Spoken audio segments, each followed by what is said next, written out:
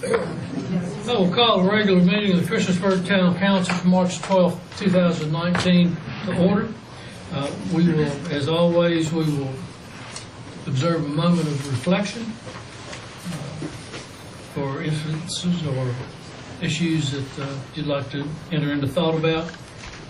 So we will enter into this now. Thank you.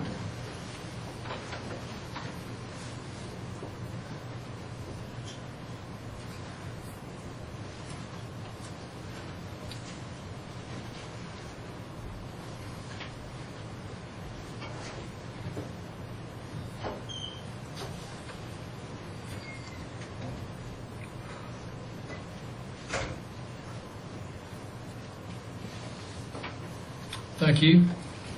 You all rise and join us for the Pledge of Allegiance. I'm going to let Councilman Harry Collins lead the pledge for us. I pledge allegiance to the flag of the United States of America and to the republic for which it stands, one nation, under God, indivisible, with liberty and justice for all. Thank you. Are there any adjustments to the agenda other than on the consent agenda? We're going to strike the monthly bills list. We don't have it ready for tonight. That it? Okay. Do I have a motion? Make a motion. Okay. I make a motion to approve the consent agenda as approved, sans the bill list. Second. Okay, jumped the gun a little bit. I think we'll just move right on. Yeah, this is to strike the one.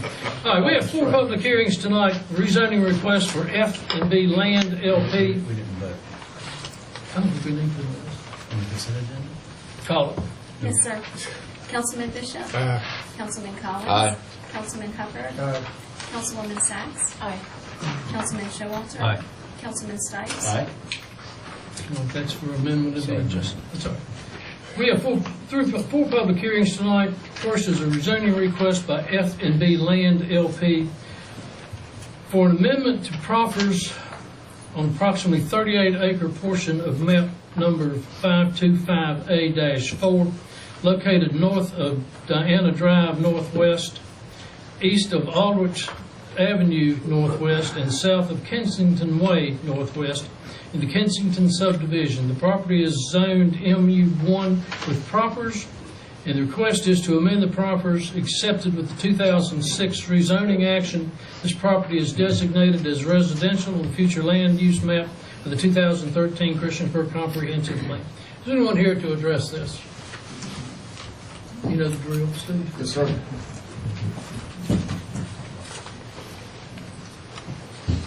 Good evening, Council. Steve Simonis with Balzer & Associates. Out of respect for your time, I'm going to try to get through this fairly quickly. A little bit of background for the council members that may have not been on in 2005, 6, and 7 when we started this project. But back then, we were working on a piece of property, which is the Kensington subdivision now, basically at the water tower just above and west of Christiansburg Middle School.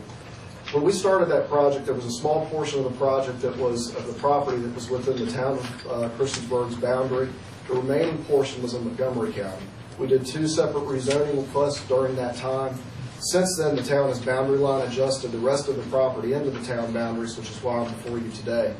As part of our initial proffer statement with Montgomery County, there were several proffers we had, one of which was the improvement of Buffalo Drive. So if you're familiar with the property at all, the water tower that sits at the top of the hill is accessed by a gravel road right at the intersection of the school property and Moose Drive. Part of our proffer statement was to improve Buffalo Drive to a full public road standard with a sidewalk that would get you down to that section, that intersection of the school. There was a certain time limit in which we had to start that project before we could get any more certificate of occupancies and building permits in what was originally the Montgomery County portion of that property. We reached that point about a year and a half ago, and early last year, 2018, we started design plans for that road. As we got into the road construction plans, we noticed that there was significant grading, impacts to the town's main water line that feeds the water tower there, impacts to existing private utilities, as well as the fact that stormwater management from 2006 to where we were last year has changed quite a bit in those 12 years. So stormwater management for this new section of road is going to be very difficult to do within the town right-of-way, because we didn't have any private property of ours at the bottom of the hill. We met with town staff over the summer and investigated an option of amending this proffer statement and putting back a proffer statement that would put in a new road, not the Buffalo Drive, but kind of substitute that with a new road that would go from the middle of Bishopsgate Road, which is the road that goes from Mud Pike up to the top, where you access Victory Restoration Church. So about midway up Bishopsgate, you'd hang a right and go all the way down through the middle of the vacant property in time to Moose Drive. Good Samaritan Hospice is right there at that intersection. We did that site plan several years ago. And there's an access road that's already built. So the road connection, what we're proposing is that we substitute Buffalo Drive to this new road that we're proposing before you tonight. So there are several other proffers within the application that are all in accordance with that Buffalo Drive connection, some sidewalk extension. We would build this new road that would be to town standards, which would have public sidewalk within that road section as well. We've had 2 meetings with the Planning Commission. There was some questions as far as clarity and making sure that the sidewalk along this new road would be installed with this proposed project. I met on site last week, I believe, with Will and Andrew. I believe it was Wednesday. It was a really, really, really cold day out there. And we walked the property to try to see if there were any other potential trail connections we could make along that existing gravel drive. What we've decided and what we've proffered and put before you tonight is that as part of this project, we would build a short section of trail from basically the intersection of Bishopsgate Road and Diana around the water tower, kind of wrapping counterclockwise from a 6 o'clock to a 3 o'clock position, where the gravel roads kind of tie in together. There's a little intersection there that you would see. So we would extend the trail and stop it at that point. It would be a full 5-foot paved trail like all the rest of the trails in Kensington, and work with the town in the future if there's another town trail project that could extend that trail further down towards the intersection. That's what's before you tonight. Planning Commission, I believe, wanted to see that proffer changed, which we have changed and updated and provided those to staff. I believe we go back to Planning Commission next week for a final decision. That's the gist of what we're asking for. I'm happy to answer any questions you may have or provide any other clarification if council has any. Now, this new road that you're going to put in, this is a paved road? Yes, sir. Will be paved road? Yes, sir. With curb, gutter, sidewalk? Yes, sir. And the trail, approximately how long is that? I believe it's about 400 feet. 400 feet, all right. So it's not that much, really. Not around that little section of it, but we would have the full public sidewalk that would extend about 1,200 feet from Bishopsgate all the way to Moose Drive with that new road section I was talking about. And you completely said the thing by the water tower, there's no way. Is that what you're saying? That you could put a road in at that spot where you had originally planned? When we looked at it originally at the time when it was being proposed and asked, as we were going through that rezoning with the county, we had concerns from a traffic flow standpoint as far as funneling more people to the intersection of the school. The town manager at the time had some concerns about that, but he did agree to go ahead and let us proffer that with the Montgomery County application. We believe the tie-in location that we're showing at Moose is a safer location to bring the vehicles in that are coming from Kensington and not bottleneck anything else up right there at the intersection at the middle school. And So, Will, you feel about the same way?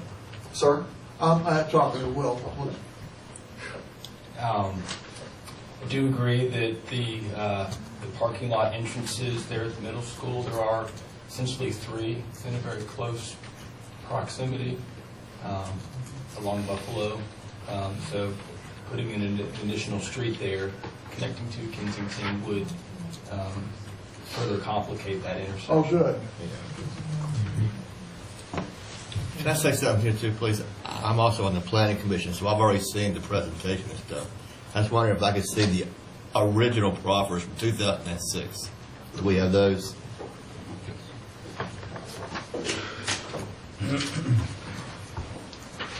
So this will show the original proffers of that, and then the ones that are struck would be the ones that they're proposing to remove, and then it's in addition to the proposed new proffers as well. Is that correct? The proposed new proffers are on the last page. Okay, can we just run through these real quick and see which ones they have not completed? You don't have to read every one, just go through and tell me which ones have not been done.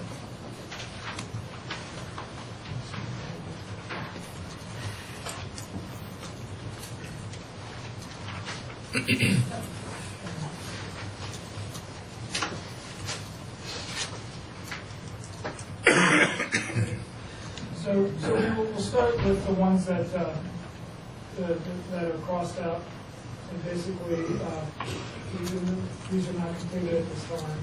And then if there's any additional ones that Bill or Steve know about, please chime in. The first would be that the Buffalo entrance road has not been completed, and it has not been accepted prior to the issuance permit for the 61st lot. It says in the county that when it's brought into the town, so that language is transferred into the town.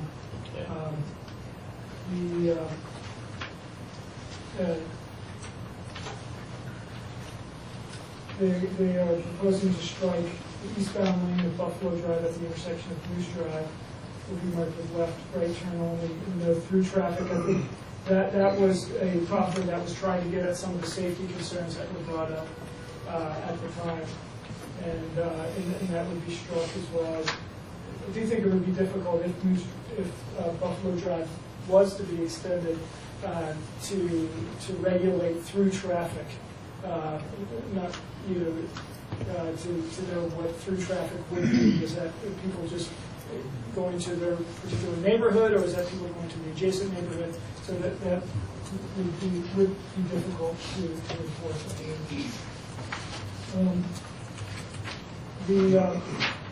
They have not provided a paved pedestrian connection to the middle school property.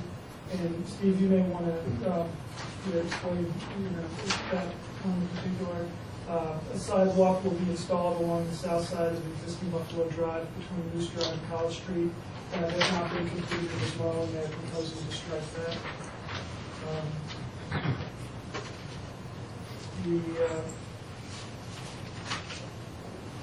And it says the developer will restrike Moose Drive to allow for a right turn taper upon approval by the town of Christiansburg, and that has not been completed and is being proposed to be struck.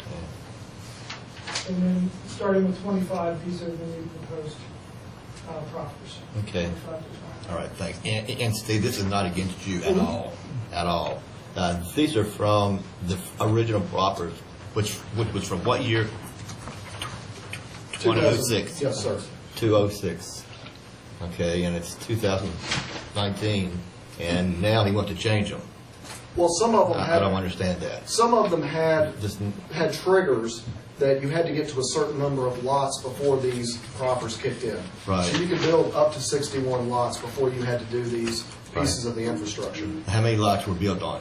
We've got 61, something like that, right up on the north side. On the south side, that was a separate rezoning case that we did with the town of Christiansburg after it had been boundary line adjusted. So everything south of Diana Drive, from Diana down to Mud Pike, was a separate rezoning that doesn't fall under the. How about the parks and stuff? So the parks, there are pocket parks in Phase 1 that are under construction. There is a trail system.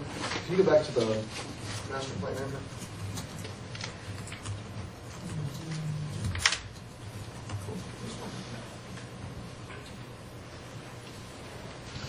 So this trail system that comes around right here is part of that 61st lot threshold. So this loop trail, there will be a picnic shelter that will be built up here. We're in the process, our survey crews are staking that out. That should be going under construction within the next couple months. The trail connection that Andrew brought up is the trail connection to the middle school right here. That trail connection has to be done. It's kind of a chicken and the egg, like we talked about at Planning Commission. This trail connection here that connects into the paved trail around the Harkrader Sports Complex has to go in when this development is happening, so the grading and the elevations can go in right. We can't get this approved until we either get these amendments taken care of or we build Buffalo Drive. So we do have a site plan into the town under review as of just a couple weeks ago for this whole loop of development right here, with the hope that we can move through with this amendment, get this done, and make this trail connection that would get you over to the middle school here within the next whatever construction season, construction cycle it would take to get this work done right here. Yes, if this other stuff hadn't been approved, or hadn't been built, or whatever, the roads and the parks, if we approve this, how do we know this is going to happen?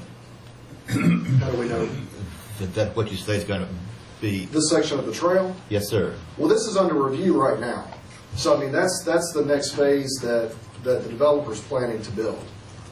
So we couldn't do any additional development over here until we worked through the Buffalo situation, which is what we were working through construction plans on last year to build it. And that's when all the construction issues came up, the grading, the water line conflicts, and wanted to come back and look at if there was a better connection point, a safer connection point to put in. It's not taking anything away from the development. It's just moving one road from the north, moving it down into a different part of the development. Okay, sir. Yeah, the other thing I'm trying to say here is this was supposed to be done way back when. It hadn't been done. Now they want to change it. And I'm not sure that we would like it to be changed. You know, that's all I'm saying. Right. Well, Okay. just want to be clear that it's not that we could have done this. The entire issue with Buffalo, if the developer had wanted to go ahead and build other lots on the north side of Diana, this would have come up a year, 2 years, 3 years ago. But we were building on the south side of Diana, which was phase 4, phase 6, and now phase 9 of Kensington, which don't kick into these proper. So there isn't anything in regards to Buffalo Drive that hasn't been done. We were working through the proffer statement as required by the proffer statement when these issues came up as part of the design piece when we came to the town last year. Yeah, I have a question, and somebody might need to help me. There was a letter that we received on our emails this past week, and it was from a lady, and I'm not sure her name, and maybe you know what I'm talking about, Mr. Simonis, that she said that your organization had promised to be putting in green spots and things like that, and things like that had not come about. Mm-hmm. And do you know what I'm talking about? I don't. I'm not sure which piece that. Can anybody help me on that? Yeah, on the I whole. think it's in the existing Kensington area that there's supposedly supposed to be green space, and she says the green space is just mud and gravel. It's not been developed for the use. Okay. Unkept promises. Unkept Basically. promises. That's basically No response from the owner. And Steve, we know you're the project engineer. Right. You're coming in, but they had to beg them for the last 2 years to even mow that property. Mm-hmm. And, that's stuff that we can't continue to let go. I know there are sections of the trail that are in the pocket parks. I believe they've reached out to the homeowners association about the pocket parks, because that was one thing as we talked to the town. Any of these items that are within this rezoning request that was done 10 years ago, 12 years ago, that hit that 61st lot threshold, all that has to be worked out before any other lots, whether Buffalo Drive is done or not, or we move it to this new proposal. All those have to be in before any other sections of, or any other homes are built, or any other sections of Kensington are developed. From a maintenance standpoint on the open space, I can check into it. I haven't seen a copy of the letter. We haven't seen any of those coming through my office. The letter also indicated that was part of the problem, is that Mr. Freeland is a HOA. Mm-hmm. Anyway, that's the essence of that letter. Unkept Okay. promises and limited control because he is the HOA. I don't think the lady stated she had any problem with the additional building, Mm-hmm. but she kind of indicated maybe he ought to take care of what he's already done and Okay. keep it up.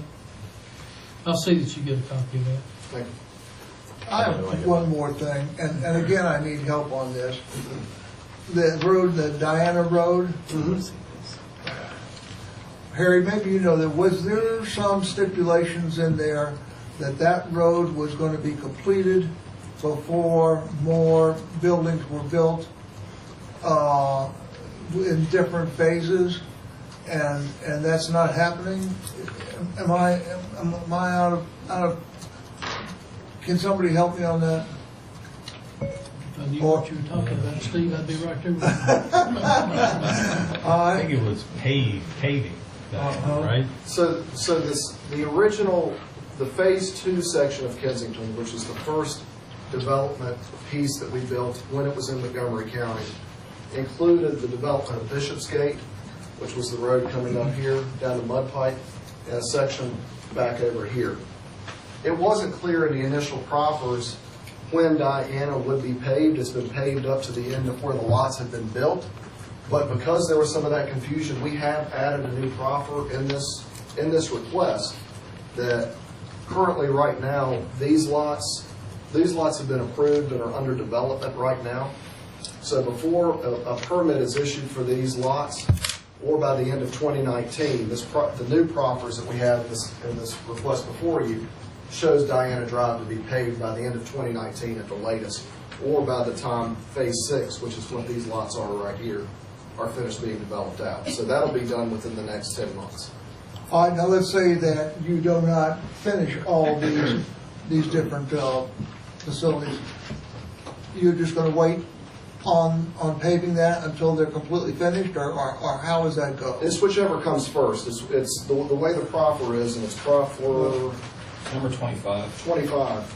So the developer shall pave Diana Drive prior to the end of 2019 calendar year, or prior to the first certificate of occupancy issued for Kensington Phase 6. So before we could get a CO on any of those lots on the south side of Diana, that road's got to be paved, or it's got to be paved by the end of 2019, whichever comes first.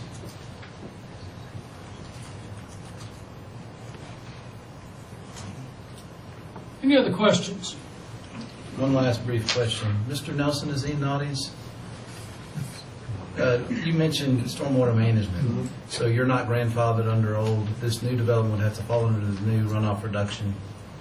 Thank you. Right. All right. Any other questions or comments? Thank you, Mr. Simoes. Is there anyone else here that would like to address this issue? Name and address? Good evening. My name is Skip Harkrader. I'm here tonight representing my father, Robert R. Harkrader, Jr. We received a letter from the town regarding the hearing tonight, and yes, that I represent our family here tonight.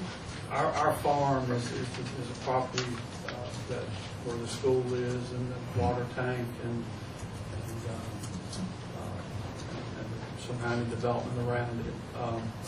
I guess in the late 80s, my dad and I first met with John Lemley regarding the water tank, and it just sort of went from there. And over the years, and of course,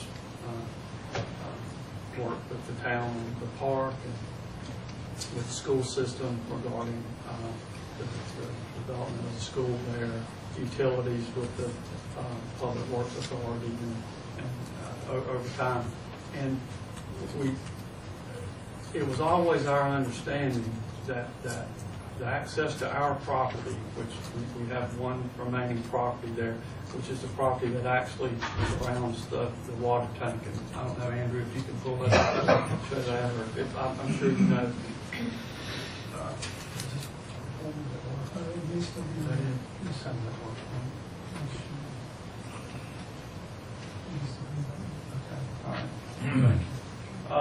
That's our property right there, and it literally is just the last. It completely surrounds the property that the water tank's on, and that's a consequence of over the years of everything else just working out with whoever with respect to development around there. The only access easement that we have across our property to get to the water tank is through Buffalo Drive, and my understanding, I met this afternoon with Andrew and Will, and they were very helpful, and I want to thank both of them here publicly for helping me on this. But as I understand it, I don't think that this, what's proposed, really affects access to the tank via Buffalo Drive. If it does, we would probably have an issue with it, but I don't think that it does. And so I have advised my father and our family. I really don't think that it affects us, but I want you to know, and for the record, the Buffalo Drive access is very important to us, and it's important to the town. We have some agreements with the town, primarily related to utility things, and that access is important. And I don't think this affects that once again, but it is something that has been our understanding for, gosh, a number of years, and if this were to negatively affect that, we'd probably have an issue, but as I understand it, it's not. But thank you, Mr. Mayor. Thank you, Skip. Anyone else?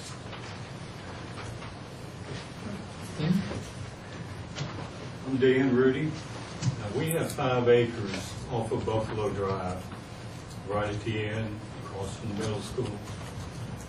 And our concern is if, our point, I guess, is if Buffalo Drive is extended up into the development, then that's going to relieve some of the traffic on Moose. Our daughter presently lives in the house on the 5 acres we own. If she happens to come home when school is let out, she cannot some afternoons get up to the house.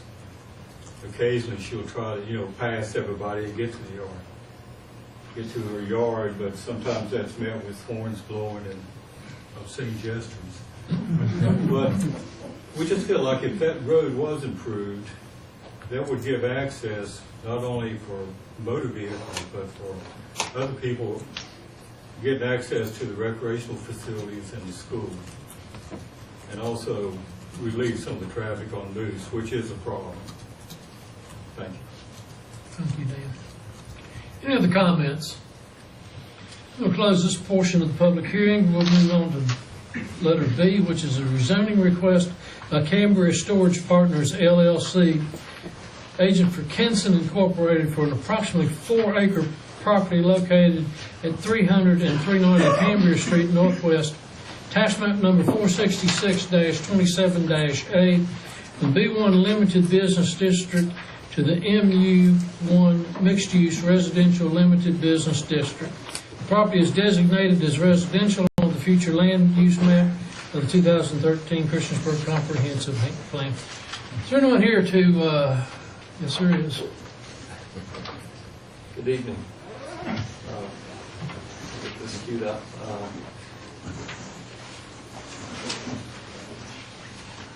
Brought some props. I'm John Luger with Virginia Varsity Storage in Salem, Virginia, and thank you very much for your time and opportunity to speak with you this evening. I want to introduce our team. This is Andrea Minnick, our general manager, who's putting up the props, and she is over our 5 storage properties.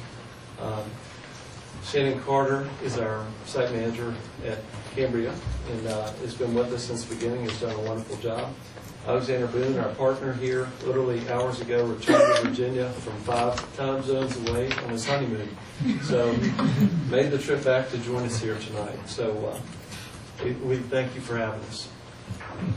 We bought the Cambria storage property in 2015, and we have really enjoyed our time and have put a lot of effort and energy into improving it, and we very much would like to expand, which is why we're here. So we will try to speed this along, and please feel free to stop me at any time. So we bought the property in 2015. We did a number of improvements to bring it up a notch, including reworking the gates, creating more choices for our customers. There were 4, now there are 7 different options. It's done well. We've improved the landscaping and various things. And there was not a manager on site when we first bought the property, and we were very lucky to hire Shannon, who's great, who takes care of things very well. So with that being said, there are a number of things that the property we feel could be better, and hence the reason we want to expand. There are a lot of things that our other properties have and modern storage facilities have that we want to add. And there are a lot of things we think our customers would like. We'd like to offer different products, for one thing, climate-controlled storage is not offered at our current property. We have about 20 different options at our different locations in the Roanoke Valley. Here we have 7, so we'd like to have different sizes, climate-controlled standard, different shapes of all types. The demand is present, and if you look closely, the little circle there, that is Shannon's office currently. It is comically small. If we have more than 1 or 2 customers come, Shannon's having customers wait in her car out there. It's really we like to improve the office for our customers as well as for our manager. It's insufficient with the way it is now. So when we looked at this, some of the different things we'd like to bring are things we have currently at our different properties. We have big open retail spaces where people that are storing typically need boxes, moving supplies, different things. We have different ways to interact with our customer, from call buttons to drop boxes for convenient payment. We have a space sizer at our Salem office that we'd like to bring here, which makes it really simple. Typically, if you're looking at a certain storage size, you think you know what size, but you're not certain, so the manager might take you out and look at 3 different sizes. They could be in 3 different buildings. This helps save everyone's knees and time by having a wall that actually adjusts to different sizes, so you can see if a 10 by 10 is right or what different sizes. That will be in the office if that works. The customer areas, from waiting areas that are more convenient, meeting rooms, which we're excited about, climate control space, retail, that kind of thing. So when we started looking at this, the property across the street was available, and we assembled a team to look at this. And we like to do things the right way, and so we engaged everyone from Alexander has varying degrees as well as being an attorney. So we have people of different disciplines, from landscape architects and engineers, and we did soil borings and tested the soil. A storage consultant to check the market to verify our belief of being here, that there was demand there. So we put our team together and started to look at the property and get into it. I need to switch the battery here.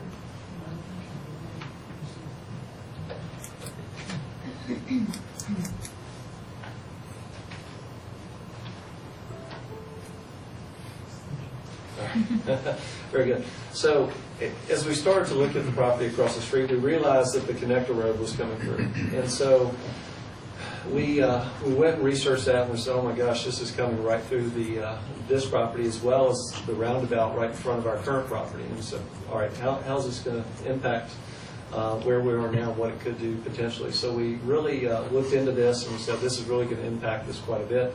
And things were a little fuzzy at the time. So within the last year, as engineering got a little more certain, it looked like things were a little more set as far as the actual route where things were going to be, the roundabout, and that kind of thing. And so we re-engaged. We got with our engineer, Howard Bogus, our primary person who helps with land planning. And we talked with the town, and we discussed what the needs would be with the roundabout and future transportation needs. And we ended up setting aside a certain amount of the land on the one side closest to Providence for future road expansion as well as stormwater management. And we have incorporated into our plans that we'll show you at some point where stormwater could be handled both for our needs and the town's needs and the roadway needs future, as well as what we're looking to do now. And actually in the middle rendering there, you can sort of see to the bottom of what my little pointer.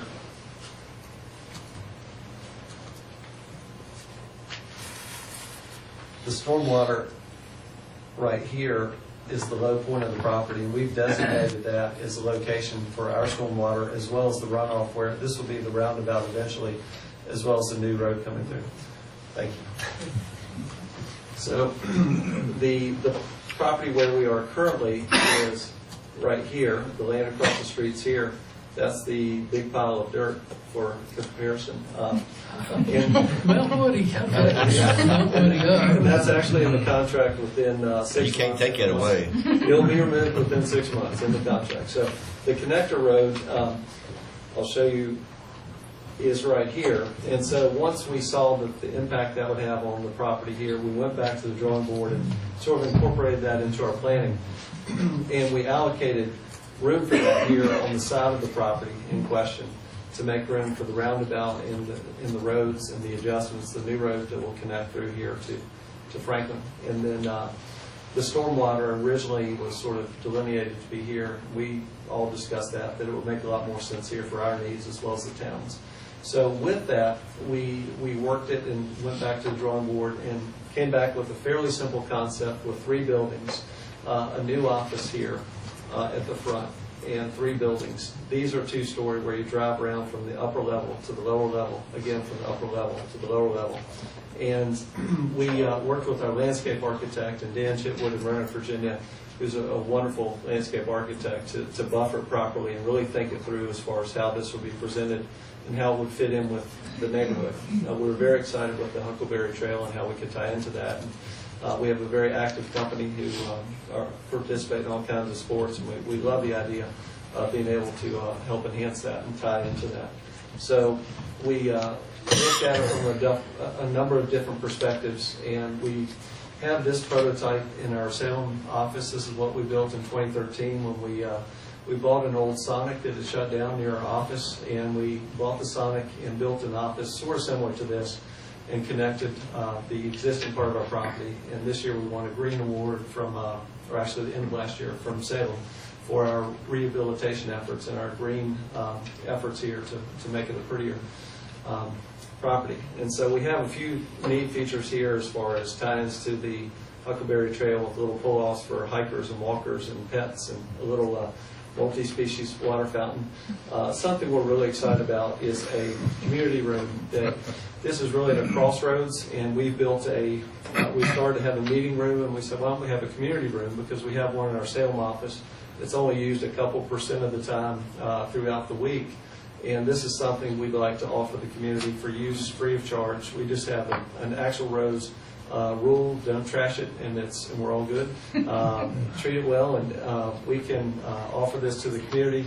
And we're going to have built-ins here. We're going to have audio-visual and TVs, and so it'll be a nice place for PTAs and homeowners associations and that type of thing. So it's really exciting, the office there. We've again thought about the buffering and how things will be perceived, and we really have, in working with our landscape architects, the office here at the front, and we really like our landscaping, and it would start off nice and sort of subtle here and grow in density and become more moderate and heavier as we get to the rear of the property, to really buffer that from, to blend in nicely with the neighbors, and so it would fit in nicely. We've also had the landscape architects have called for undulating the landscaping here. Sorry for the waves, but sort of rolling the landscaping instead of having a super simple clear cut and the easiest way to do it. We like to do things right, so we're excited about that. The green space here, this is a part of the property that's really not able to be incorporated for any productive use as far as for our business, and so we have said that we think this would be a nice place to designate to give to the community or incorporate as a small park or something to that effect. So we're very open to that. And there is, that will be gone in not too long. So if everything's approved. Which is a big selling point. There's some additional perspectives. We really looked at the buffering and the screening here, and we have different perspectives that we can get into if you have further questions, but we've looked at it from all types of angles. We want to be a good neighbor. We really, we're in 2 neighborhoods with 2 of our 5 properties, in Botetourt and our Starkey Cave Spring property, and we've coexisted quite well. We hope we're a good neighbor. We think we are. We're pretty low maintenance, and it's kind of a boring business, honestly. Not much happens. One of the neat things, speaking of that, there's not a lot of traffic that comes through, and we've done studies. We have data. Anyone can come visit, but we have very little action at the properties. On average, in the winter, we have about 21 trips to our properties per day. We're open 16 hours a day, so that's about 1.3 vehicle visits per hour. In the summer, when it's really hopping, you get up to about 1.75 trips in the summer. So comparatively speaking, there aren't a lot of lighter uses for traffic than us. Currently, the property is zoned that allows these types of uses, from convenience stores to restaurants and strip malls and that kind of thing. Not to say they're bad, but they definitely would generate more traffic and activity. And we feel we're a good use, and we literally want to expand across the street. We had our engineers look at what the potential traffic could be that's generated from these types of uses, and we looked at a few different scenarios here. And there's a lot of detail here if we need to look at it in the lower left box there.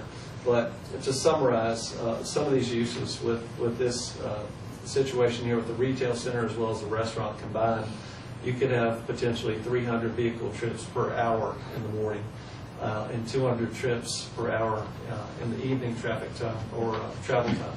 And that's as it's currently zoned. So we're actually taking it to a lighter zone or zoning that's much more restrictive. And once this is built, storage is not easily adaptable as some businesses are. That is our presentation. I'm certainly glad to entertain any questions that you might have. You did a great job. Yeah. Well, thank you. Thank you very much. Appreciate it. Yeah, the planning commission presentation was also great. This is a good company, good stuff. You're good. Thank you. Yeah.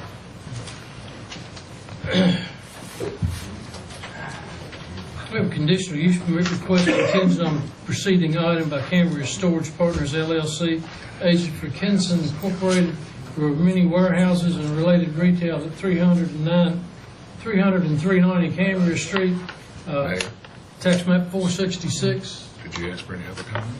Do I? Did you ask for any other comment? Yes, we have comments.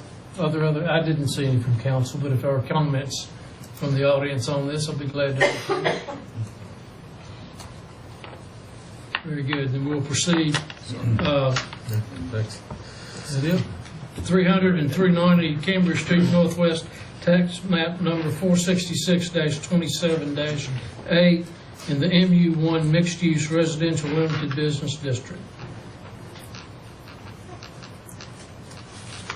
Do we need to set a date for a public hearing, or do we have to pass this?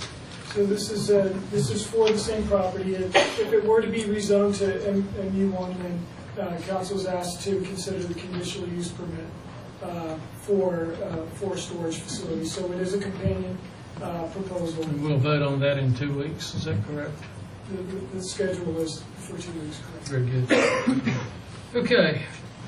Conditional use permit request for Cole Shows Amusement Company Incorporated, agent for the NRV Mall Associates LLC, for a carnival at 782 New River Road Northwest, tax map number 435A-41 in the B3 General Business District. Is there someone here to address this?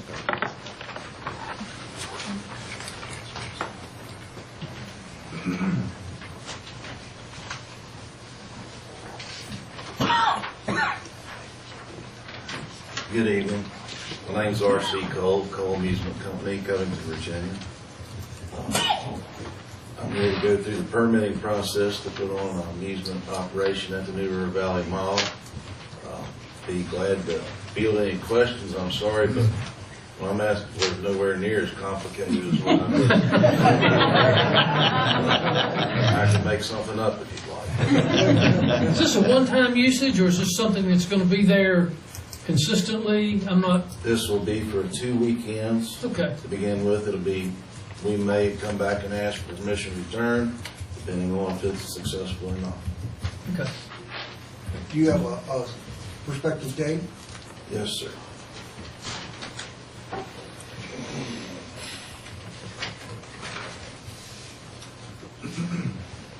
It's the second 2 weekends in May.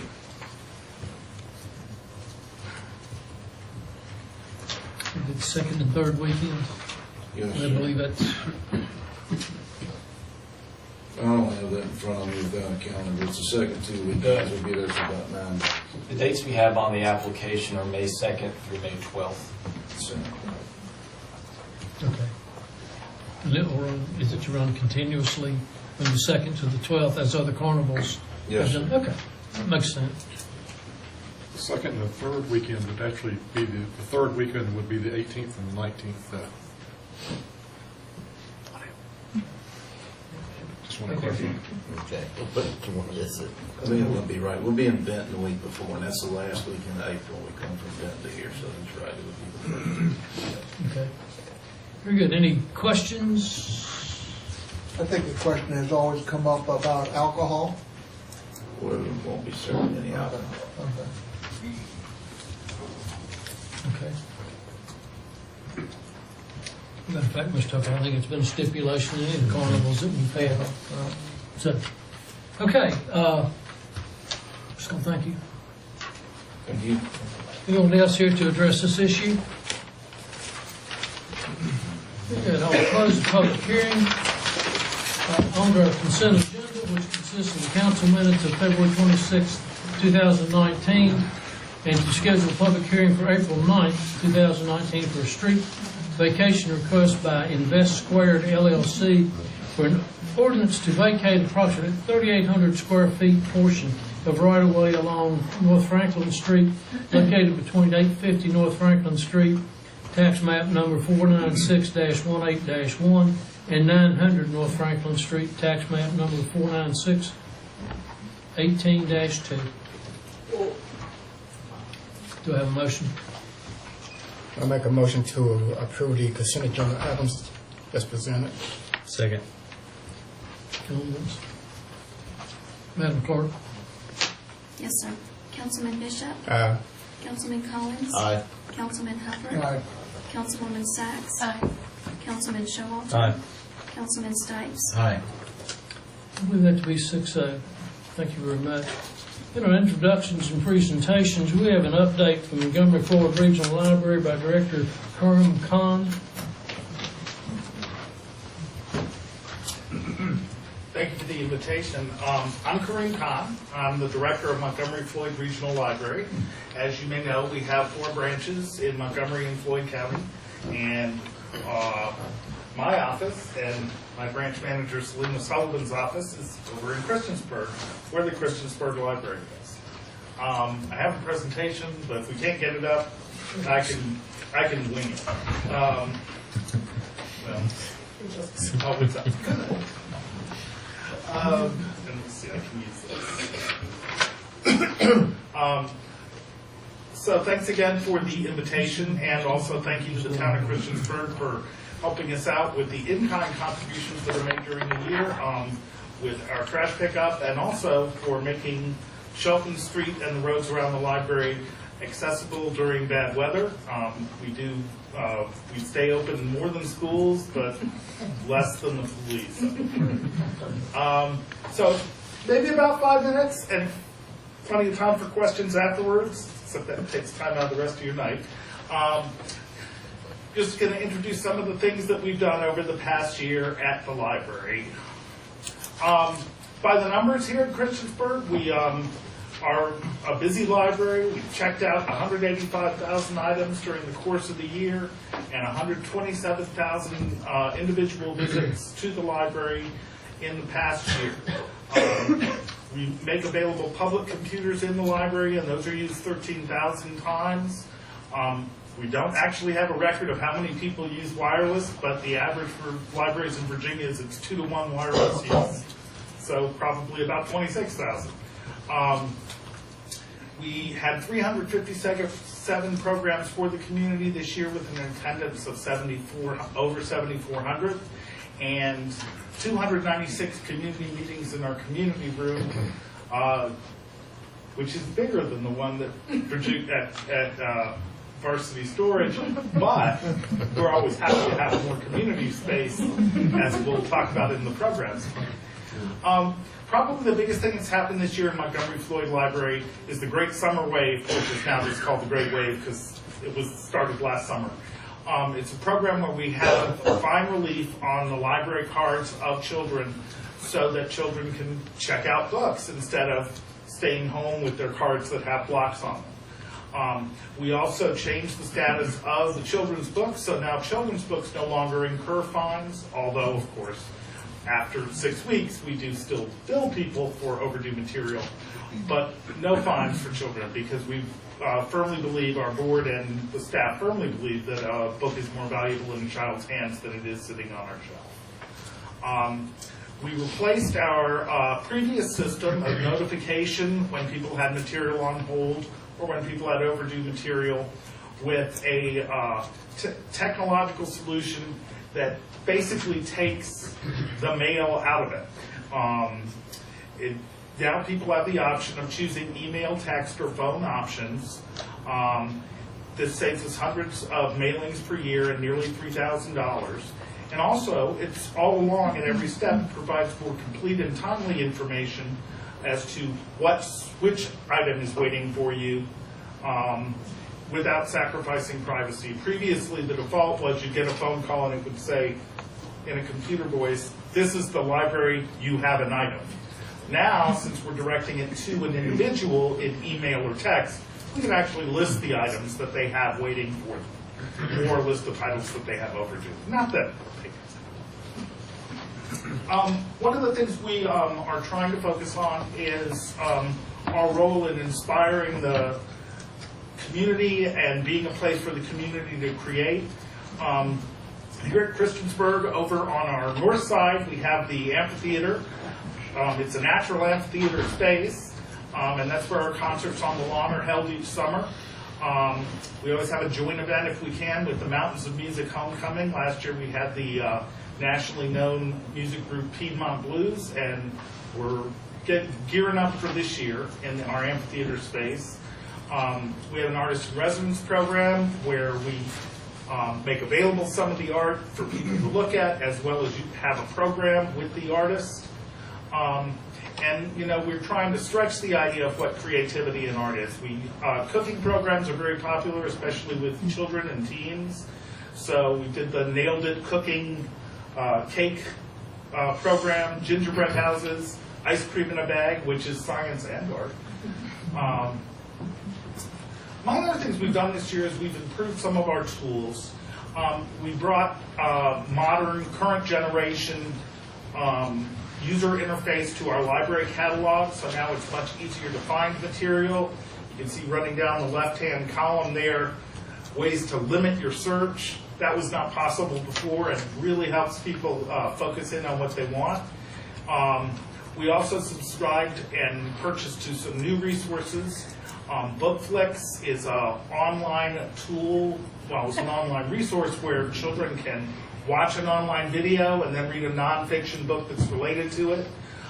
We also started purchasing a technology called Launchpads, which look almost like iPads, but it's very focused children's educational entertainment. So it's not just like giving your kid the iPad and letting them play on whatever pops up. Very popular. We have improved our program listings on our website, and we also purchased some new database tools to try and support some of the needs in the community among adults for job search, for business planning and business development, and for adult education. These are just a couple examples of our programming with Catterday, which was an award-winning program where the Montgomery County Animal Shelter and us, Animal Care Center, and us partnered to allow kids to read the shelter cats, and now we've gotten to the point where they can adopt on the site, and that's another science program for children. Among our other programs this year, we've had author talks from over a dozen authors at Christiansburg, including New York Times bestselling author Beth Macy and her book Dope Sick, which was certainly the first time in my career that I've ever had somebody whose book was actually on the New York Times bestseller list talking in my library. We did kind of outstretch our community room on that one, and we've outstretched it again with the Ron Peterson and his book Under the Trestle. We continue to work to try and develop new ways to make sure we can serve the community in the space we've got and plan for better spaces in the future. As you may know, we are a passport acceptance facility. Call our central number, and when you go to the website, it'll show you, and we will find an appointment for you to get your passport and all the information you need about what to bring, and there's a lot of it. We're also very intentional about our community engagement. It varies, but basically, if you're part of a community organization, we're looking to partner with you in one way or the other. We had a monthly booth last year at the Christiansburg Farmers Market, and we have an ongoing partnership with the Christiansburg Institute, which next week is going to involve us being part of their program where they're bringing in all the third and fourth graders. No, fourth grade. All the fourth graders. Not next week. No, thank goodness. Next month. It seemed like such a number. Next month is going to bring in all the fourth graders. And we had a program that also filled up and overfilled our meeting room on the life and legacy of Danny B. Hairston, who is one of the leaders of the African American community here in Christiansburg. We have many library tours for primary students. We also work with the Good Samaritan Hospice at Christiansburg. As far as our facility goes, we're trying to improve the facility we have while looking for opportunities to have major renovations or other options to get even more done. We installed new security cameras. Montgomery County came in and painted and repaired our walls. They're going to improve the sidewalk access to the amphitheater area, because we noticed last year that if you wanted to come to the amphitheater area and were in a wheelchair, it wasn't that easy to do. We're completely redoing the children's area, the preschool area, and the children's area, and that's all the children's area there is. And we also replaced our shelving for DVDs and music CDs to make them more face out, easier to find. So that's pretty much, I guess I didn't leave the questions on. That's pretty much what we've been up to. Does anybody have any questions about the library at this point? You're still operating the children's book thing up at the playground? Is that Yes, the story walk. Yes. Very popular. Story is very popular. As a matter of fact, the idea inspired the partnership for Floyd to work on a story walk at their library. That's what they keep saying, is make it like Christian. Tell you, the library is great. Of all the organizations that we support, there's nothing better than the library, in my opinion. Mr. Khan, your enthusiasm is contagious, and the library is a tremendous partner for us in serving our community on so many different facets. And just want to say thanks for taking time to come down, and appreciate your enthusiasm and commitment to our community. Thank you. Next on the agenda is our citizens' comments section. Residents can address council on issues of concern. The general procedures are if you're... Oh, we've got Sue. I don't know. I'm worried about Sue. Come on up here, Sue. Are you leaving? She's bad. She's leaving now. I'm sorry, Sue. I'll come back and haunt. I'm Sue Farrar, Director of the Montgomery Museum, and I'm here tonight to request street closures for 2 events. One is an old event. One is a new request. I can't read it. The first one is for our cruise-in. We've done this for the past 5 or 6 years, 7 years. We work with the Mopar group, bringing in classic cars to show. They show each other their cars. This is a fun event. We have music going, and the street closures are on the screen up there. It's the same closure that we've asked for every year. Okay. It's on. This event is May 11th. I think I'm right. No, May 4th. I'm sorry.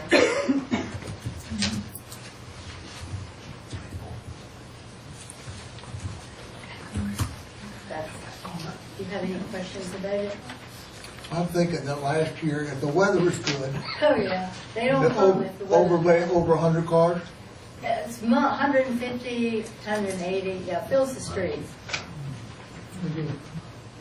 The museum sends a letter, takes a letter, hand delivers to every merchant, letting them know about this so that they're aware and people can most things are closed on Saturday. You mentioned 2 events? Yep, next one's coming. Did you have any questions about this one?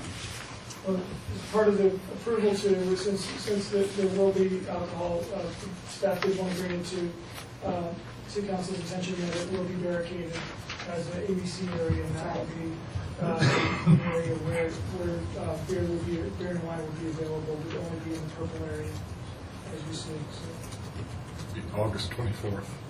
On private property.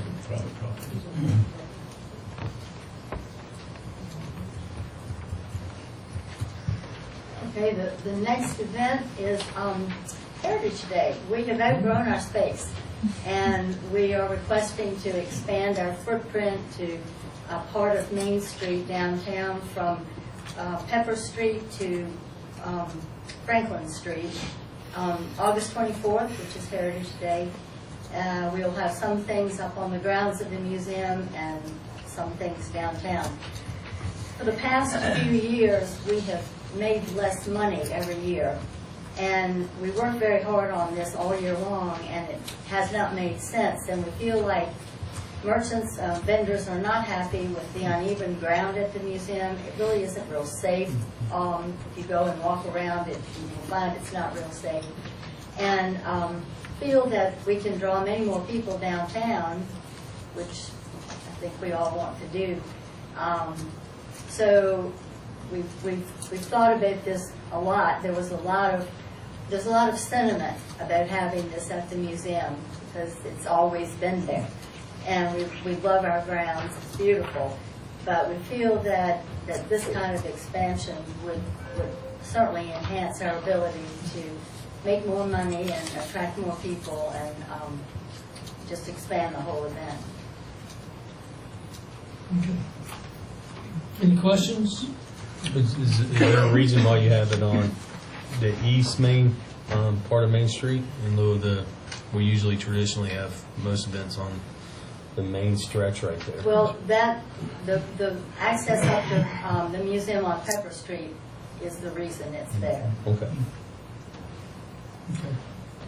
Good. Thanks, We want to have a hayride to bring people back and forth, and we're working on some unique transportation for that. And it does include a portion of the town parking lot for the event space as well. It would still provide access, and this was something that the museum worked out with the police department, that we would ensure that the police could get out on Pepper and then off to Brown Street if need be during the event. But the yellow areas would include, would be the public parking, so a portion of the town lot, plus 2 lots owned by the county that really would be well positioned between both the museum site and the new event site. All right, any other questions? Any comments? Thank you, Sue. Thank you. Now we'll get into citizens' comments. Invite citizens to come and comment on things of issues. Name and address. State your name and address. We're limited to 3 minutes. Anyone here to address council and citizens' comments?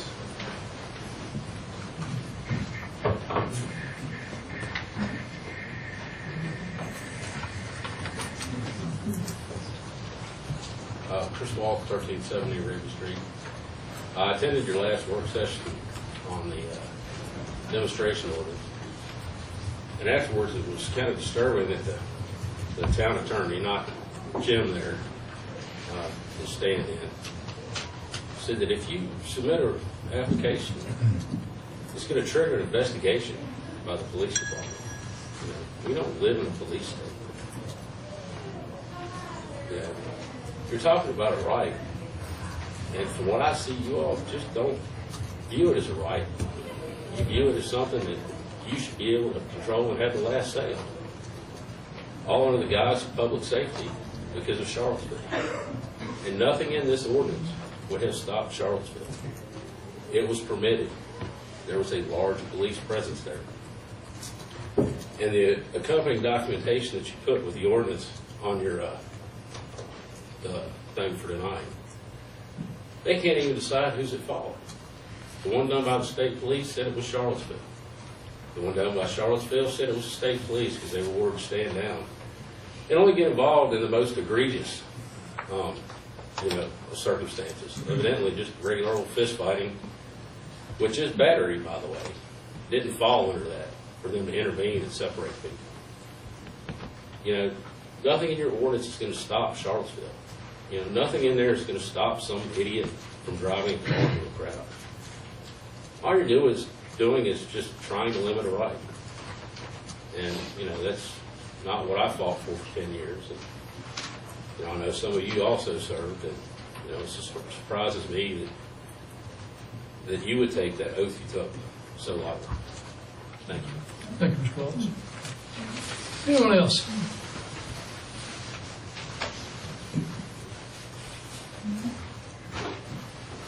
Anyone else? Yes, ma'am. Hi, Kristen Strawbridge, 240 Auburn Drive. I know you all claim that this is in the interest of public safety, but who is it really protecting when it comes to the cost of complete, unabridged, unhindered speech? Who is it really protecting when we well know that the elite class constantly uses ordinances like this to subvert any kind of justice or dissent? Who does it really protect when we know, like he mentioned, that known hate groups have used this to protect themselves in calculated attacks like in Charlottesville?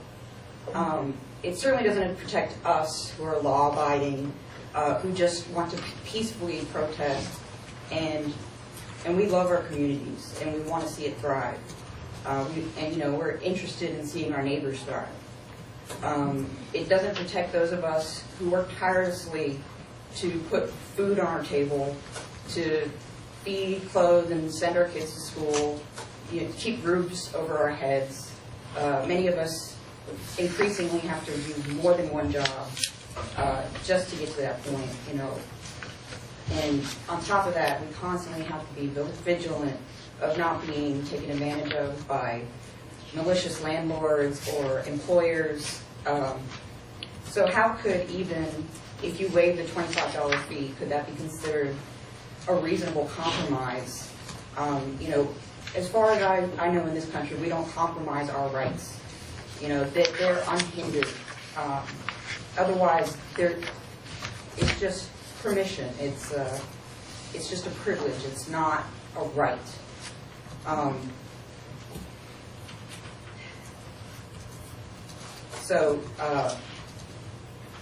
Please consider that, most of us here in this room have to work so much harder just to, stay afloat, much less set aside time to give you a 45-day notice and, stand in line and plead with bureaucracy to give us what is our fundamental rights. Thank you. Thank you. Anyone else?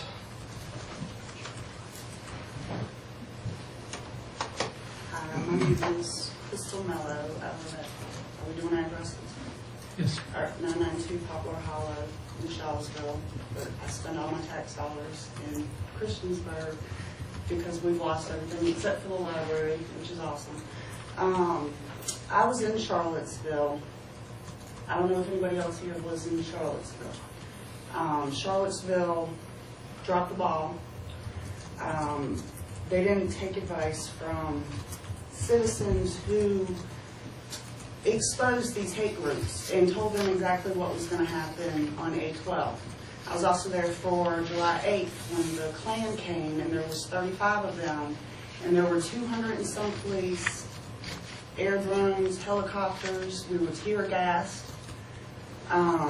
So to go on August 12th and be there 10 minutes and see men with AK assault rifles, and police do nothing.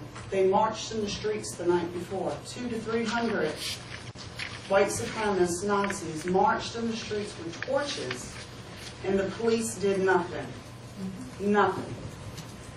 They approved the permit. I think the town decided not to go through with the permit. The federal judge, whoever, decided to give them the permit. Okay, so now we're being failed by a judge with evidence to these people that somebody's going to get hurt on August 12th. So we were failed by them. We were failed by the judge. The police did nothing.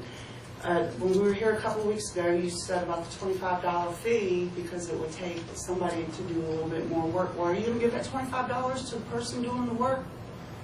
How hard is it to approve? So I think the $25 should just be off the page. 45 days is ridiculous. 10 days was in Roanoke City. They upped it to 14. Still a little crazy, but we've done that. I think you should not take advice from Charlottesville at all.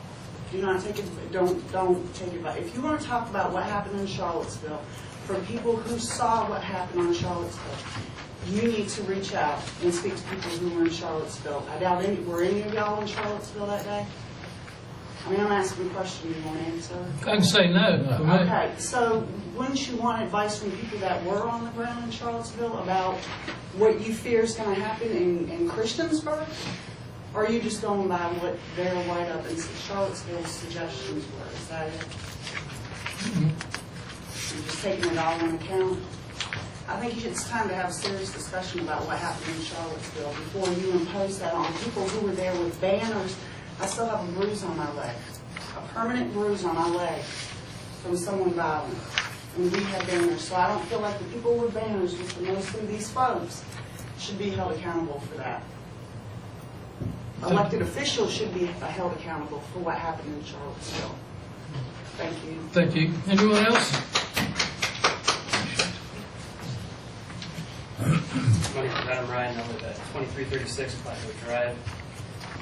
We're here tonight to just tell you you should vote this anti-protest ordinance down.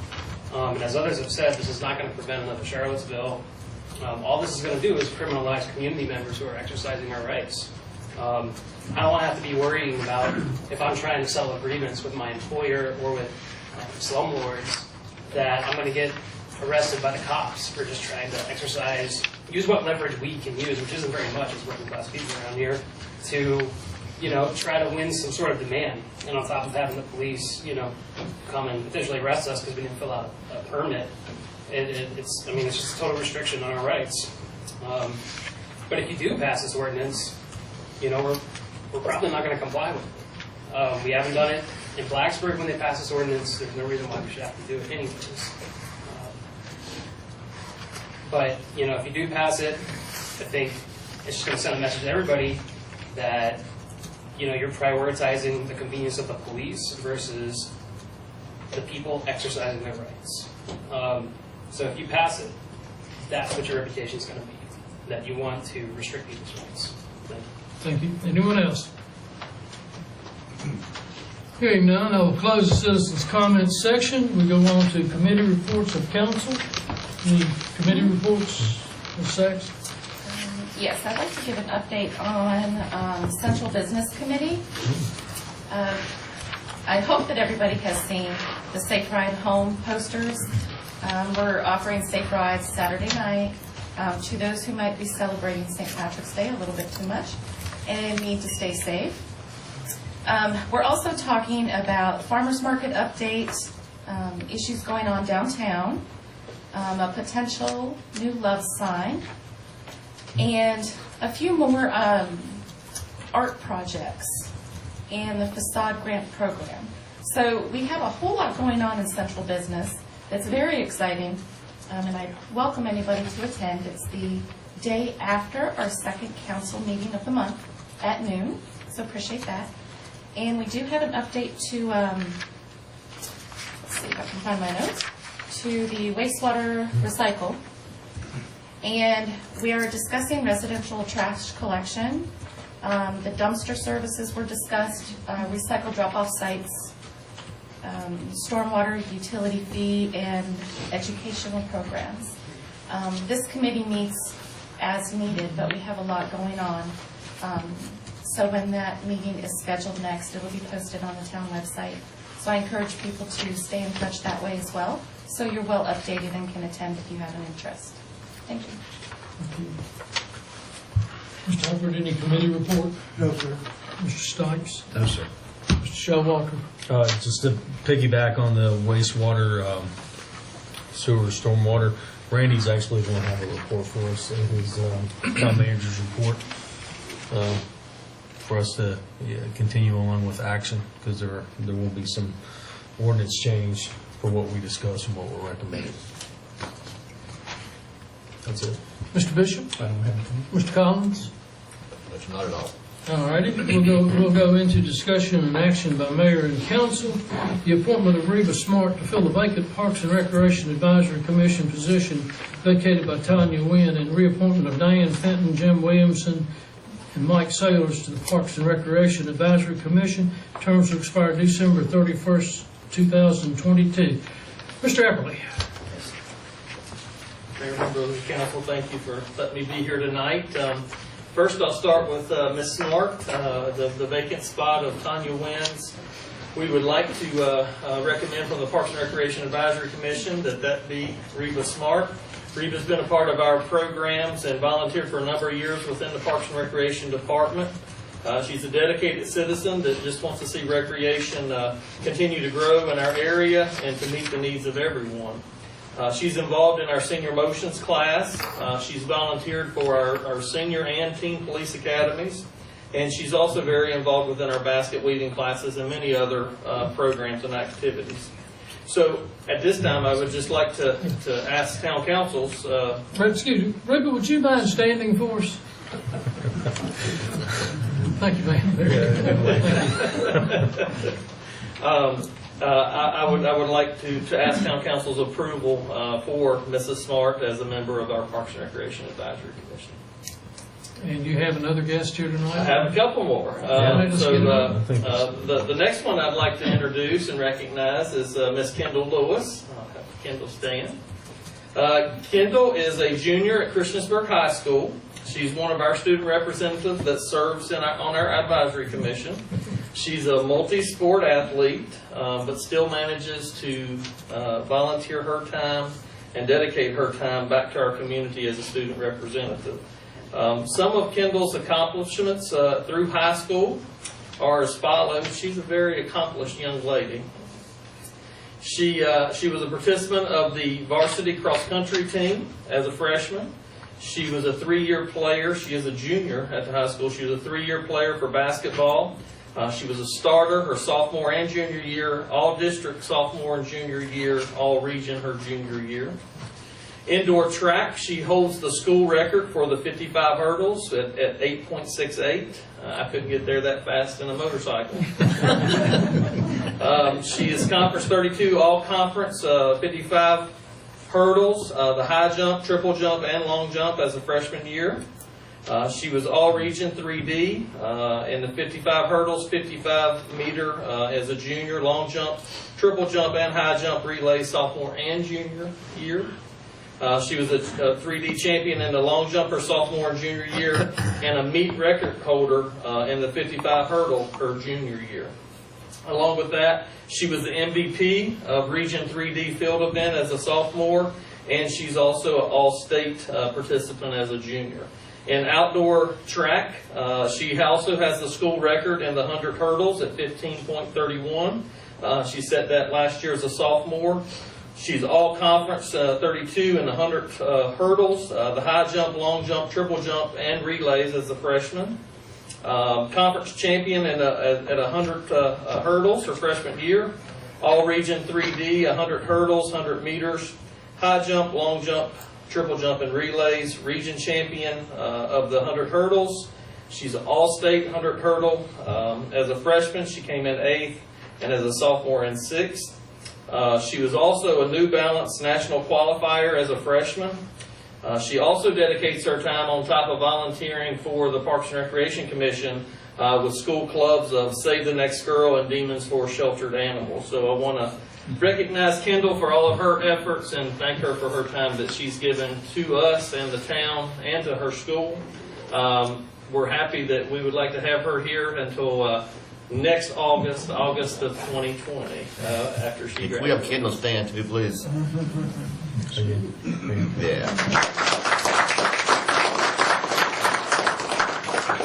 just hope you have time to attend the meetings. Sounds like Yeah. Sleep occasionally.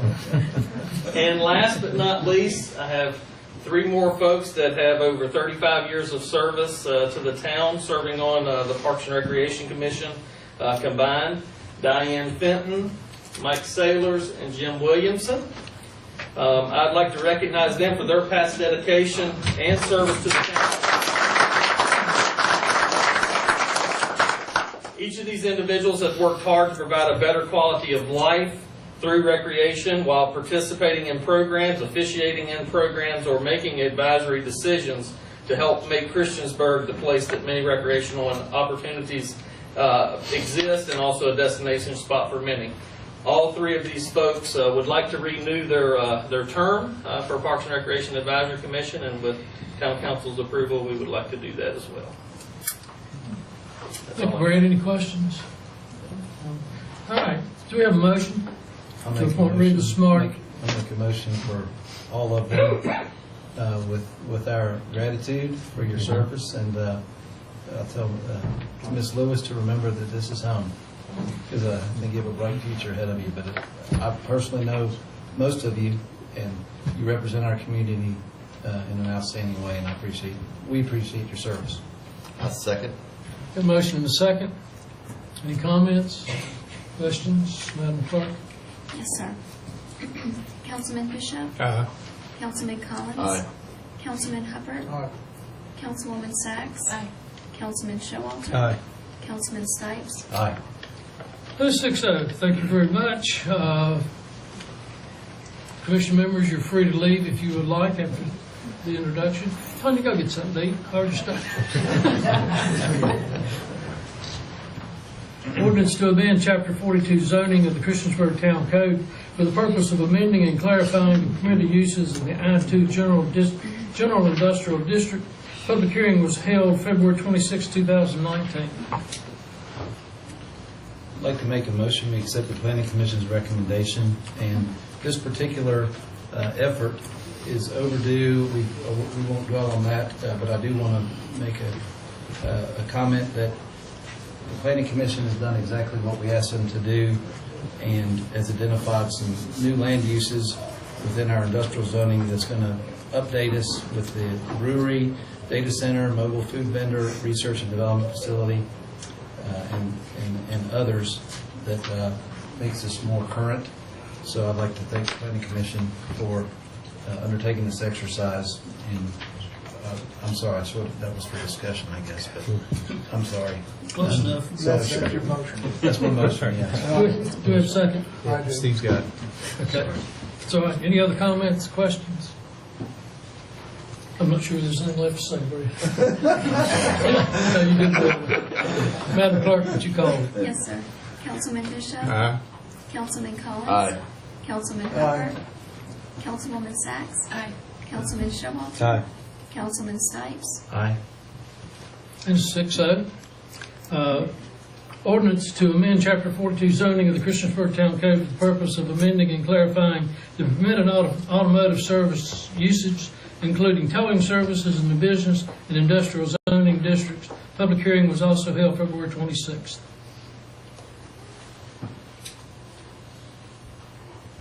Do we have a motion? Yes, sir. I make a motion that we approve this as is.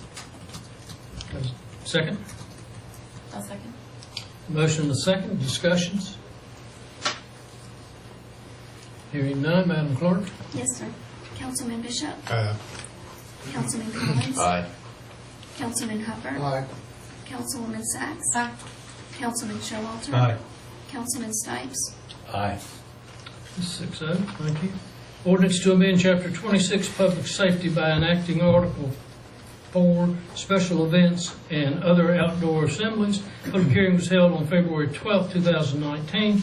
The matter was tabled until February 26th for further review. We did have a work session March 5th on this matter. Do we have a motion? I make a motion we accept, or we enact the ordinance as presented to us this evening, which does not include the $25 application fee. And I'll second that. The motion and a second. Any discussion? I have a few discussions. Sure. Okay, I just wanted to address before we take a vote that in the last, I want to say 2 weeks, that I've gotten a considerable amount of messages, emails discussing this exact topic. And there was some comments that were made to me were inaccurate, and others that made complete sense that I had researched, looked into, asked questions. And once I was able to get the answers to the questions, a lot of the concerns that I had were also posed to me, so I can appreciate the need for wanting to maintain freedom of speech. But I'd like to address the fact that every email that I received said peaceful demonstrations. And I feel, in my opinion, what we're trying to do is prepare for those that aren't peaceful. And so we can protect both sides, the people who are not participating in the demonstration and those that are. And I had the same concerns that a lot of people did. And I can understand the signs and all of the interest, and I appreciate that. That's freedom of speech.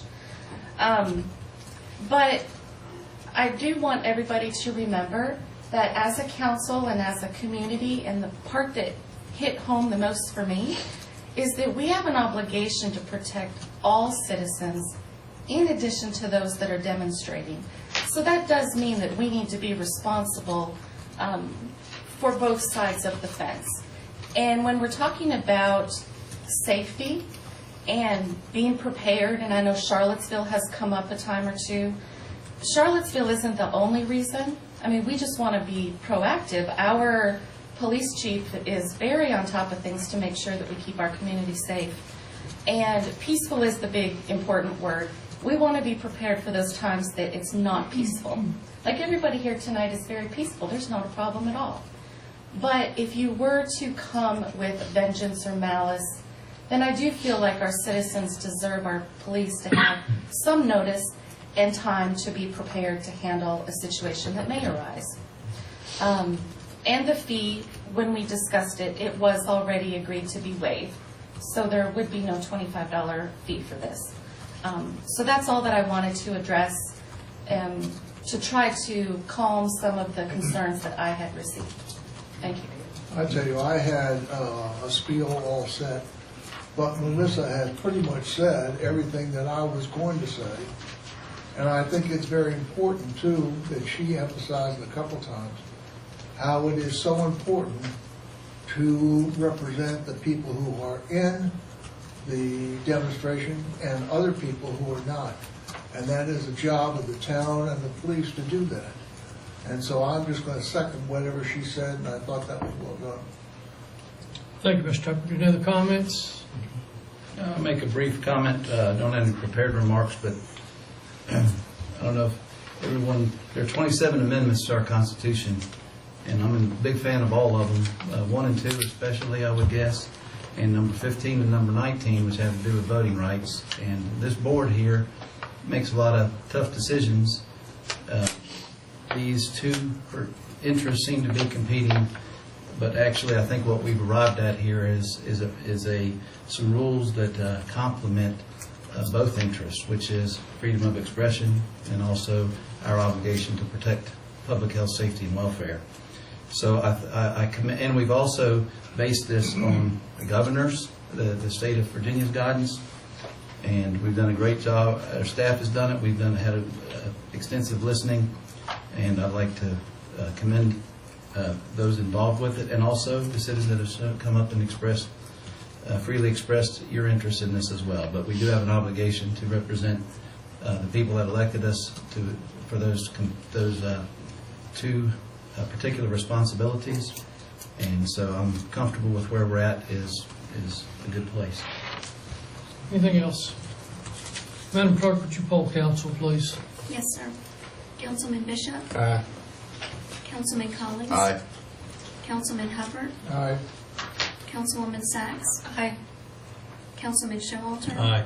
Councilman Stipes? Aye. That is 6-0. The ordinance passes. Montgomery Museum Art and History request for street closures for Cruise In and Heritage Days. I believe that is May 4th and August 24th. I'll make a motion that we approve the Museum of Art and History request for street closures for the Cruise In and Heritage Day events. And I would second that. Any other comments? Madam Clerk? Yes, sir. Councilman Bishop? Aye. Councilman Collins? Aye. Councilman Hubbard? Aye. Councilwoman Sacks? Aye. Councilman Showalter? Aye. Councilman Stipes? Aye. 6-0. Consider support for resolution supporting collection of sales tax on internet sales. I believe you have a copy of the proposed resolution in your packets. We had talked about this for several weeks, and I believe we determined we did not do this a couple of years ago. We decided that we wanted our voice heard on this. I will start with a motion to support the resolution on collection of sales tax and internet sales. Very good. Get a second? Second. Motion and a second. Any other comments or questions? Madam Clerk? Yes, sir. Councilman Bishop? Aye. Councilman Collins? Aye. Councilman Hubbard? Aye. Councilwoman Sacks? Aye. Councilman Showalter? Aye. Councilman Stipes? Aye. 6-0. Discussion of Montgomery Regional Solid Waste Authority request for consideration of a solid waste flow control ordinance. I think we had some information that was provided to us by Mr. Popovich about it's not just as simple as writing up the ordinance. So is that something that Randy, Jim, which one of you want to? So, let you know, of course, the county has had the, I guess, input session from Montgomery Regional Solid Waste Authority. Blacksburg still has not had that presentation yet, although they're planning on having it, I guess, in the next month or so. I have been speaking with the managers, and we were thinking that potentially, just because it is potentially a legally touchy issue, the managers and attorneys meet to discuss it. Just to see whether we think there is any legal pitfall, but maybe potential recommendation from the managers. I mean, this type of thing, if it, I think if one of us do it, all of us need to do it for it to be effective. All right. And I have, I think you all got some information. If not, we'll see that you get it from Mark about this situation. Okay, discussion. So this is just kind of a by your leave. We'll get to it later. I guess have the managers and attorneys meet to discuss it. Okay. Bring it back to council. Sounds good. Sounds good to me. Merchant service fees, Ms. Tweedy? I'm sorry. One comment on that. Mr. Helms will be a part of those discussions, right? Yes. I will do whatever Mr. Helms tells us is in our best interest. So just make sure he's a part of those conversations, because if he is, and you bring it to us, he'll have my support. Probably maybe others on council. Okay. Sorry, Mayor. Very good. Merchant service fees, Ms. Tweedy? Henry had asked for this to be on the agenda. He had asked that I give you all a memo to update you on kind of what the status of merchant service fees are, how they've been handled in the past. But the question has been raised as to whether or not we should start charging fees or not charging fees, and if so, what or where. And we are looking at all of our software. We're going through the IT assessment now. So having some direction from you all as to what you would like policy to be moving forward with merchant service fees is probably something that we need to do. I don't know that the expectation was to come up with that answer this evening, because it does take some thought. There's a lot of different cogs in those wheels to keep it all going. So it was really just kind of a memorandum to update you all on what we are, where we are, what we do, what we charge, what we don't charge, and the process that it will probably take close to a year to change that process over. Just from an information standpoint, we don't charge any fees now. Everybody knows that, and if we're going to implement a fee, it's going to take a while to re-educate the public and the citizens about how those services are used. So really just some things for you to think about. Could you give us the example of what you were referring to? We say merchant service fees. Credit card fee. Credit card fees. Okay, that's one. We absorb the third-party charge. We pay for that. If somebody decides to use a credit card, and, you know, we're not a profit, our business that profits. You know, we are actually stewards of taxpayer money, so, and that also goes along with e-checks and things like that, but industry standards, usually if you write a check, an e-check is just like writing a check, we absorb that fee. I can understand that. That's standard, but more in particular, we are absorbing the fees that people can use their credit cards. And I think that it was brought up, well, I get points or I get awards for using my credit card. Well, me as a citizen that pays by e-check, I should not be penalized just because you want to earn more rewards on your card. And it makes it easier when you use your card because we absorb that third-party fee. So it's just for discussion. I would like to see us move forward with that. That is actually a cost that the town is incurring from anybody using a credit card.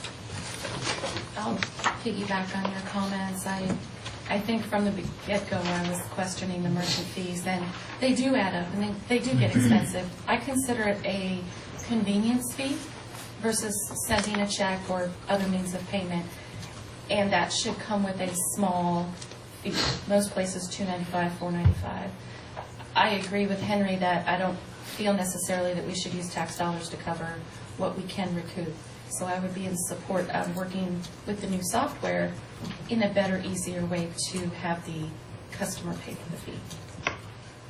The opposing view on this is that in today's world, paying for things is a cost of doing business, and our recapture rate with people using credit and debit cards is much higher than it was before. We've had that confirmed as well. So the opposing view is on that, and I hold that opposing view now from the beginning, that I'm happy that we offer this service to our citizens, and if they're paying their bills and being able to stay on top of it, and from time to time if they have to use a credit card or they choose to use their debit card, that's the cost of us doing business. And quite honestly, to put it in vernacular, the juice ain't worth the squeeze to me. I think the recapture rate and the fact that we offer this service is more important than the small impact that it is to our budget. That's the opposing view. Well, I want to make it clear, we're not going to drop the service. We're just, that fee that our third-party charges does not go to Christiansburg, it goes strictly to that. Yeah, depending on how you put it on your website and what transactions. Most of those are set up so that you go through a third-party provider. The fee goes to the third-party provider, and whatever the transaction cost is comes directly to the town, and we bear no cost in that. But it just depends on how you set that service up and what technology we have available to do that with. First start taking payment that way, we did discuss it in fairly good detail, and we had talked about doing a $3 service fee. We'd considered maybe a percentage of the amount. But of course, you have varying rates depending on what credit cards used.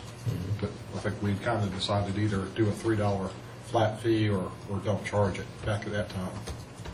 Maybe we ought to increase the bank franchise tax that they pay us and to offset that.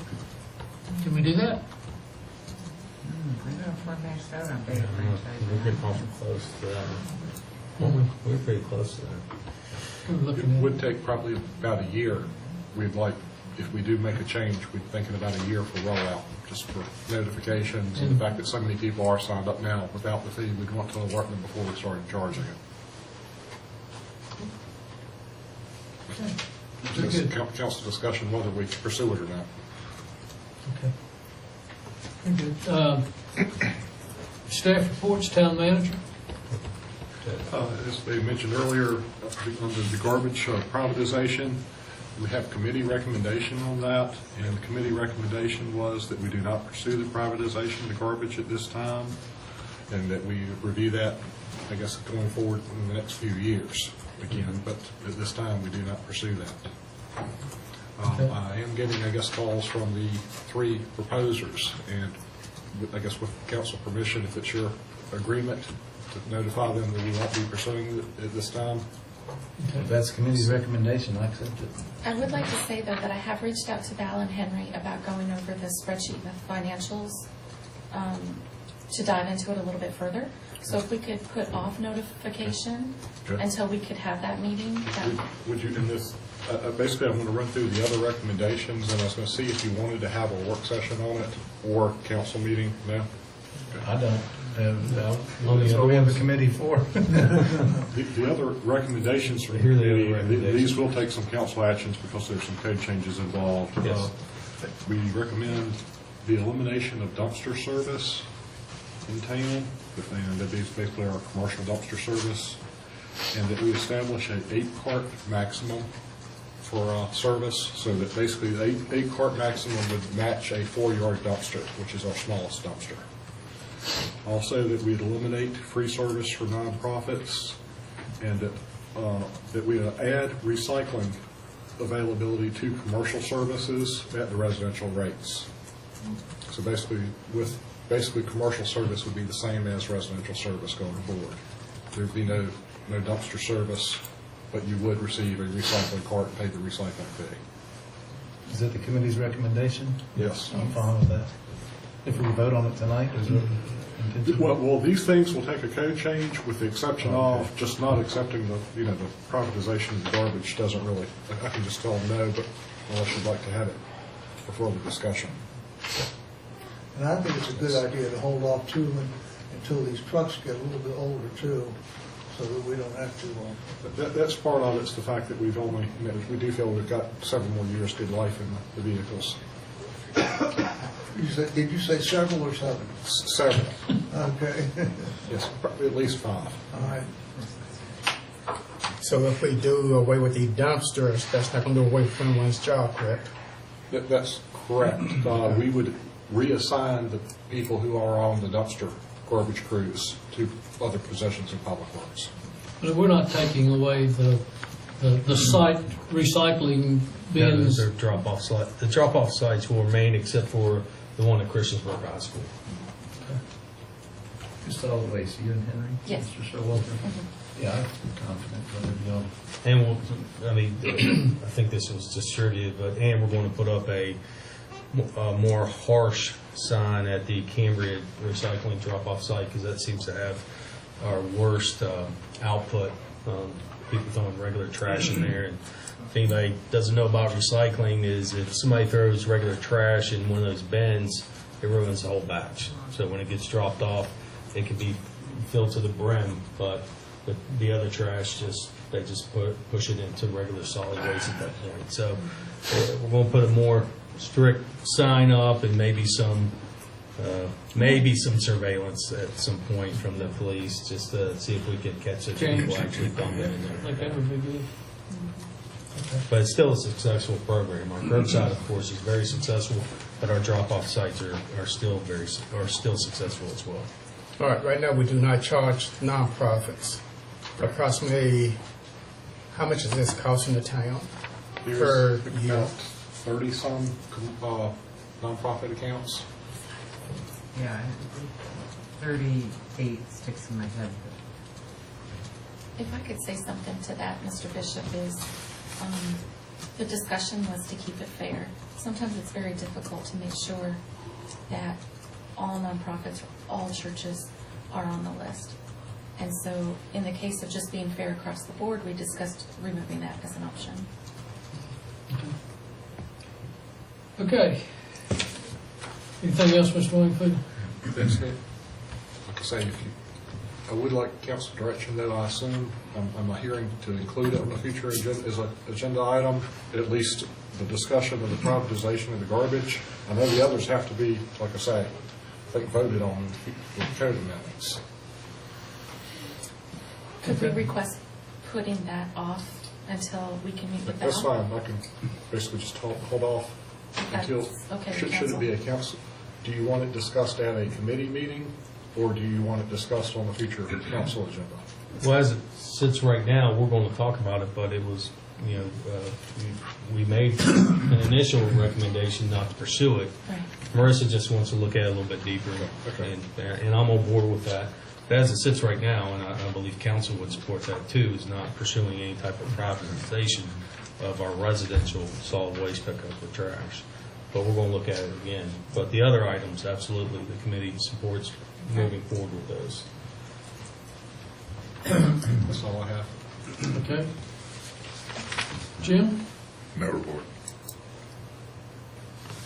Andrew? Just very quickly, just wanted to see if council would be amenable, since we have this evening kind of loosened up a little bit of our pipeline for code amendment changes. We've, through the planning department and the manager's office, seen quite a bit of requests for new uses that our code really doesn't accommodate. They're more leisure-based uses, kind of new economy type uses, whether it's a craft microbrewery or art galleries, art space, or smaller museums, things of that sort. So those are types of uses that either are not explicit in our code or just are absent. So that would be one thing that if it was amenable to council, we could start the process to refer those to planning commission to study whether whether it would be good to do a code amendment or not. And the other item is that we've seen a demand for more flexibility in the commercial district. We have a planned housing district. We do not have a planned commercial district. So we're seeing developers that like larger parcels like to do mixed use, like to do more integrated mixture of residential and commercial, and with some design flexibility on setbacks, potentially green space in lieu of other amenities for the development. So it would be beneficial to study whether a conditional use permit for a planned commercial development, which would be a tool for the development community to use in a more innovative fashion to create more of a mixed-use development, a traditional neighborhood design development, like you see in other communities such as Botetourt and communities such as that. So if it really just looking for consensus or some head nods, whether that would be something that I could move forward with scheduling a public hearing at the next meeting that would then refer this for study to Planning Commission and then come back to you all at a future date. Yeah, I'm good. I'm good. Thank you. Thank you. Any other staff reports? Will, you okay? Val, thank you. Council reports, Mr. Collins. I've got one. I'll continue it on here with the hometown stuff, that folks complete online. I've got a quick one here I'll read. The quality of the county and town people is superior. It has been 6 years and I have not ran across one place that didn't have top-notch employees. My goal for 20 plus years is seeing true affordable housing. While one area may use the phrase continuously, my hometown of Christiansburg has a place for every income group to see their housing dream. I desire to stay that hometown goal of a place for everyone. I was born in New Altamont Hospital, and after 66 years, I came home to Christiansburg. It's not just a village, it's a home place, and it's much more. Very good. And Phyllis Ollinger Can't sent that imagine in. what we're going to Phyllis get next week. Ollinger. But anyway. And I gotta say, Henry has some connection with New Altamont Hospital, by the way. Oh, yes. Did it? Yes, sir. Mr. Bishop? Thank you. Yes, the Montgomery County Tourist Council has a booth set up down at Lambsburg, which is on I-77 somewhere. Up below Sheepville. Good. Is that in North Carolina? I'm getting punched up. Yes. And also the Tourist Council has a committee that's going to be looking into maybe trying to locate a welcome center somewhere within Montgomery County. Very good. Mr. Showalter? I don't have anything, but I just want to, Val, did you get what you needed for the merchant's fee, or was it? I think it's probably going to have to be a discussion we have in a work session. Work session, I would suggest over the Yeah. summer. right after budget. Probably would be the best.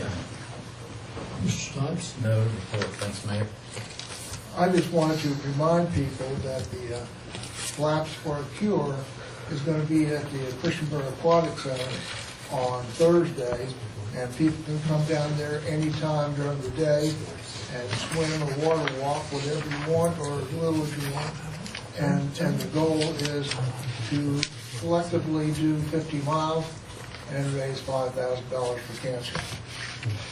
And I also wanted to say, I'm not sure if I'm going to upstage you, Mike, here, but Marissa has been awarded. Somebody needs to help me on this. What you have been awarded for, the lady of the month or something like that?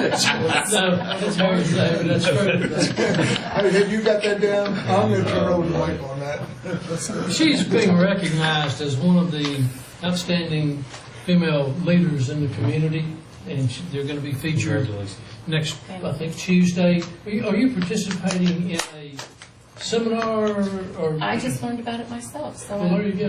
Maybe Melissa can take us. She's.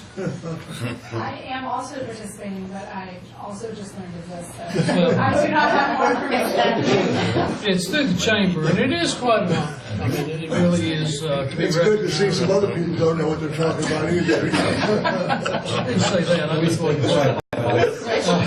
Marissa? Anyway, that's awesome. That's great. Thank you. I do have a few things. I want to compliment Parks and Rec. There was a great home show this weekend. Yeah. And it was so smooth and everything. It was great. I saw happy faces coming out with their little bags and everything. So, and also to the Aquatic Center, we had crazy amounts of youth. And it's wonderful when you're out and about and you see 20 to 30 kids just run into a restaurant with all of their warm-up suits on and everything, and they're having a ball. So that's another wonderful event. And one thing I'd like to bring up is I'd like to bring it back to council about the, if I pronounce it right, clandestine lab remediation. I realized that several years ago there was some discussion on it.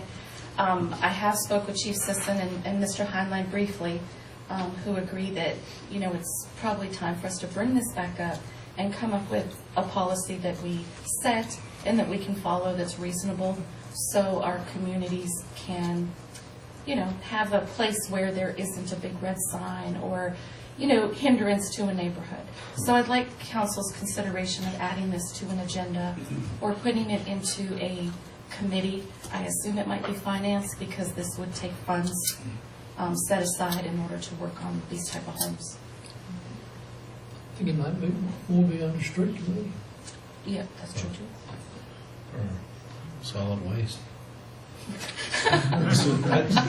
Well, I say it may not be fast, but, you know, the ordinance that Mr. Collins brought, or not an ordinance, but sort of the direction Mr. Collins brought to us when he came on council about these derelict properties, that we taken a more active stance on tearing down, and that's because people didn't like it, and it brought down their property value. So I sent you a bunch of information from 2012 when we talked about those meth labs, and it refreshed my memory of it. But I do think it's worth and I know this is a bad word to council, but you know, I like them because I learn more. Another work session, because if this is something, it's coming from a committee, and you know, it's going to bring a discussion to council, especially when it comes to active town involvement in personal property that's been affected like this, or has not been fixed up.